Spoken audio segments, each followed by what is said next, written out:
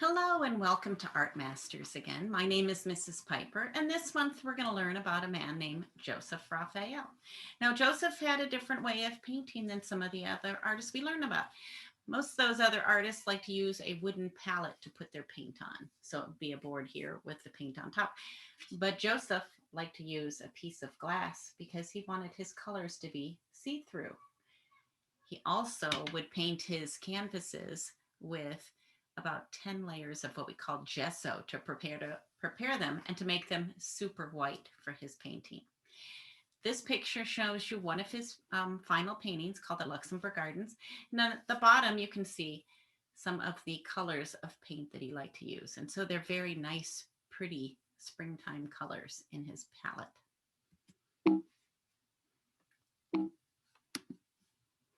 This next picture is a picture of Raphael at work in his studio. And he would try to sit up very straight in his chair. He actually painted with his art on the wall because his art was too big to fit on an easel. He painted in what we would call a monumental style, super large. And so we're going to see some of his paintings. It's hard to tell how large they are, but they were very large paintings. And so this shows him working carefully on his large scale artwork. This map is just shows you a few of the areas, states where he lived and where he was born. He was born in 1933 over in Brooklyn in the New York State area. And he ended up going to college in Connecticut, just right next door here at Yale University. He grew up with his mother, two sisters, and his aunt. And he went to college after to study art after being interested in art when he was at high school. He ended up going to Italy to learn more after he graduated from Yale. And then he ended up in California, in Santa Cruz, and also in Davis. And when he was at UC Davis, he met the woman that would become his wife, and her name happened to be Judy Davis. And she had two sons that he adopted, and then he had a family. And his wife, Judy, was also an artist, and she was a collector of Native American paintings and artifacts. And it was her collection of Native American art that inspired Joseph Raphael to paint Blackfoot. And so you can see all the detail here on this face. Again, this is going to be a monumental portrait, larger than life. I think it's about 84 inches or 6.5 feet by 5 feet. I take that back. 6.5 feet by 5 feet. And he hasn't really used black in any of his pictures. This one you can see a lot of brown, warm, orangey colors, and he creates those by mixing the primary colors and the secondary colors to get his artwork. But you can see a lot of the detail on the face, not so much on the background, because he wanted you to focus on the face of this Native American. This is another picture of a man from the Pomo tribe, and he's painted him darker than this man was in real life. And again, he's not using black in this picture. He is showing you how you can create those dark colors by mixing the complementary colors of the blues and the oranges here. Those are complementary colors. When they're mixed together, they create kind of a brown or black color.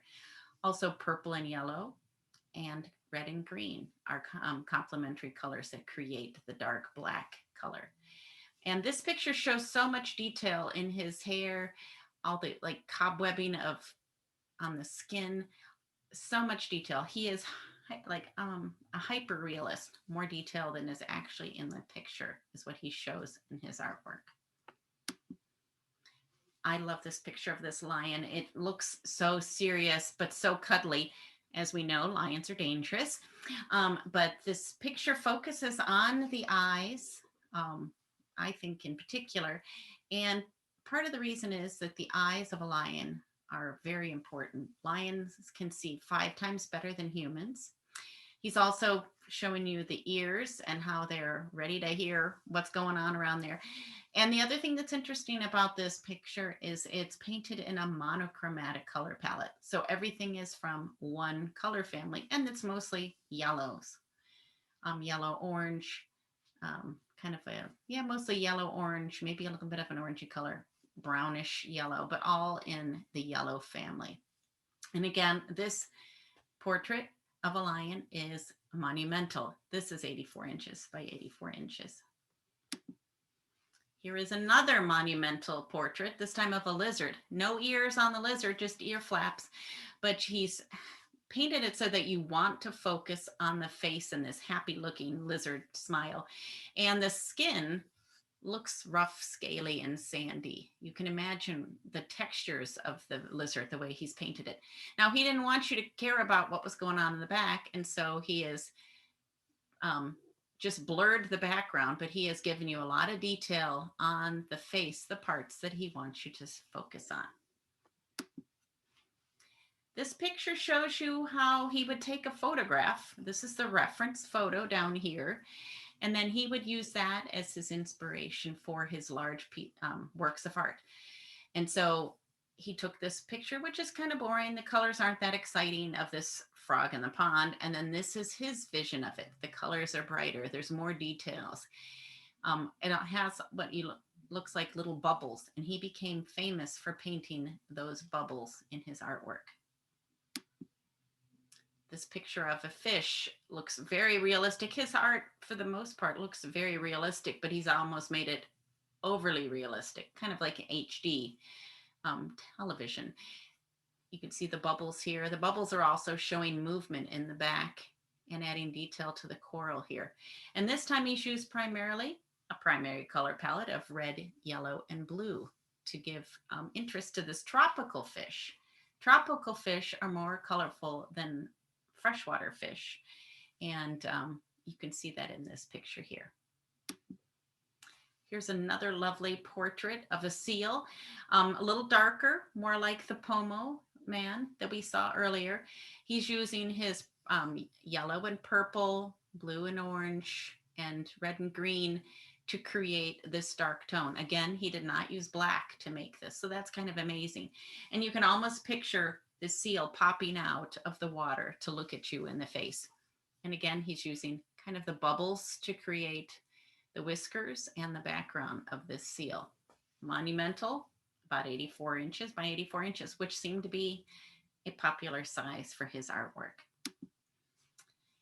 This picture of koi is, it's a little bit different. It's still painted in oil paint. All of those pictures we've seen so far are painted in oil paint, which is very popular for professional artists. This picture is as well, but it's a little different. It looks a little bit like it was outlined here. But he's painted bubbles in a bubble in the background. And this picture is 90 inches tall. So it's longer and skinnier than some of the other pictures that we have been seeing. Celebration of koi enjoying the water. This picture of Flo is actually a watercolor. So these are fancier watercolor paints than you might use in the classroom, but it's different than oil paint. It performs differently. So it's a different art medium, we call it, a fancy art word for art materials. And what's different about watercolor is the paper that you use can only be so large. You can't make big, super large sheets of paper. And so these pictures are not as large as his oil paintings. This one is more like 4 feet by 4 feet instead of 7.5 feet by 7.5 feet, but it's still very large. And you can see the colors are a little less intense, but he's using the blues and the greens, the primary and the secondary colors again in this picture of the koi. He was becoming a famous artist in the United States, and the U.S. Department of Interior sent him on, I'll call it a little field trip to Hawaii to paint Hawaiian landscapes. After touring around Hawaii, he decided that he really loved the pictures and the drawings, sketches that he created of the lily pads. And so this is one of his pictures from that trip of water lilies. And this is actually just a detail of a larger picture. This is, I'm not sure how big this detailed picture is, but the one that the full-size original is 172 inches. So very long picture. And this is just a part of it showing the details of the water lilies. In looking all wet, you can see the bubbles of water on top and very soft. This is a little bit lighter than some of the things that we've seen him do so far. Here is a watercolor of the lily pads, and it's less vibrant, less detail. And in this picture, he's decided to use a monochromatic color scheme.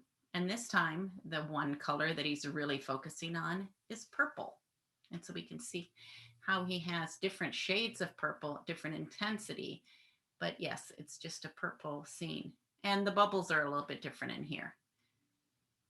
Okay.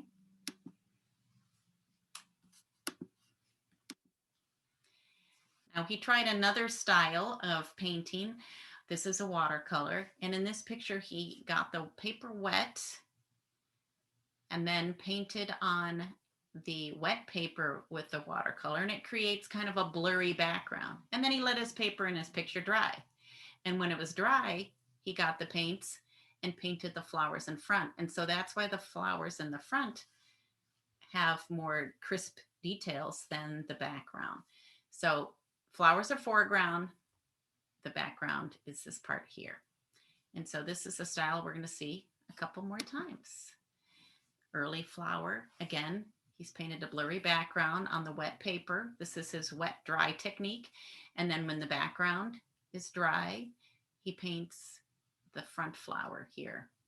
And so you can focus on the front flower more easily because it has the blurry background. It's easier to pick up on the detail of that flower. And then Judy's orchid. This is a watercolor as well. And with watercolor, you don't have a white paint. You would just not paint what you wanted to be white. And so he had to really know how he was going to work on this painting so he would be able to leave these areas white when he created his work of art. So the back is the wet technique, and then he let it dry and painted the flower on the top to get his white orchid for Judy's orchid. And this is our last slide of Joseph Raphael. And he is considered kind of an American impressionist. Like them, he includes light in his paintings. And his mastery of oil and watercolor technique set him apart from other artists. And so we're going to create, with the help of Mrs. Portia's videos, you're going to create your own sea life. Most of you will be doing a fish using watercolor pencils. We're going to try to do it in class, and I hope you have a wonderful time creating your own water scene using Joseph Raphael's techniques. Thank you.